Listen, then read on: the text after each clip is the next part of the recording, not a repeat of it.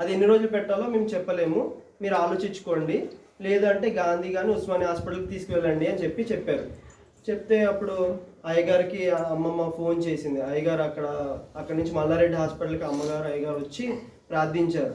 ప్రార్థించిన తర్వాత ఇంకా మేము ఒకటే డిసైడ్ అయ్యి ఇంకా ఉస్మానియా హాస్పిటల్కి తీసుకెళ్దామని చెప్పి ఉస్మానియా హాస్పిటల్కి తీసుకెళ్ళినప్పటికీ అక్కడ సరైన ట్రీట్మెంట్ అందలేదు. వాళ్ళు స్ట్రెచ్చర్ మీద వదిలేశారు, డాక్టర్స్ కూడా పట్టించుకోకపోతే ఈమెకి అక్కడ మల్లారెడ్డి హాస్పిటల్లో ఒక ఇంజెక్షన్ చేసి పంపించారు. ఆ ఇంజెక్షన్ 6 hours 6 గంటలే ఉంటుంది ఆ పవర్.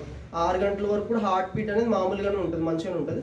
ఆ పవర్ తగ్గిపోగానే మళ్ళీ హార్ట్ బీట్ అనేది ఏమైనా అవ్వచ్చు, హార్ట్ అటాక్ అయినా రావచ్చు, ఏమైనా అవ్వచ్చు. కానీ అటు ఉస్మానియా హాస్పిటల్కి తీసుకెళ్ళాం, అక్కడ వాళ్ళు సరైన ట్రీట్మెంట్ చేయలేదు. అక్కడి నుంచి మళ్ళీ గాంధీ హాస్పిటల్కి తీసుకెళ్ళాం.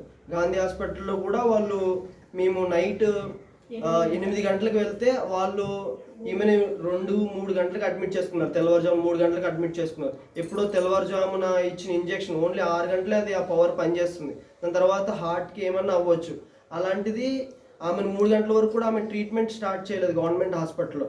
అప్పటి వరకు కూడా ఆమెకి ఎటువంటి ప్రాబ్లం లేకుండా, ఏం లేకుండా, హార్ట్ బీట్ కూడా అంత నార్మల్గా ఉండి మంచిగా ఉంది. అదంతా మన సంఘ ప్రార్థన, అయ్యగారి ప్రార్థన, ఇంకా మీ తెలిసిన వారందరికీ కూడా ఫోన్ చేసి ప్రార్థన రిక్వెస్ట్ చేసుకున్నాము. అందరూ ప్రార్థన, దేవుని కృప బట్టి ఆమె హార్ట్ మంచిగా అయిపోయి ఒక 4 రోజులు అలాగా గాంధీ హాస్పిటల్ ఉండి తిరిగి డిశ్చార్జ్ అయ్యింది.